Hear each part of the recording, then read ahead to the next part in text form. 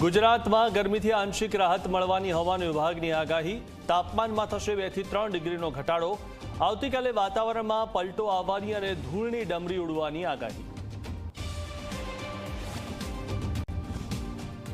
વડોદરાના સેવાસી ગામની 500 વર્ષ જૂની વાવની નથી થતી જાળવણી।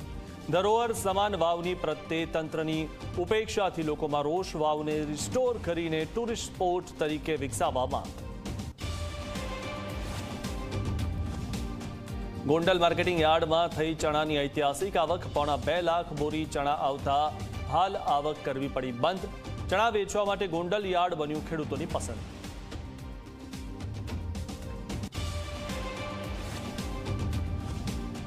ભાવનગરમાં પાણીના પ્રશ્ને કરાયો ધારાસભ્યોનો ઘેરાવ। ખાતમુહૂર્ત કાર્યક્રમમાં જીતુ વાઘાણીનો ઘેરાવ કરી પાણી આપવા કરી માંગ। વર્ષોની પાણીની સમસ્યા હોવાની સ્થાનિકોની ફરિયાદ।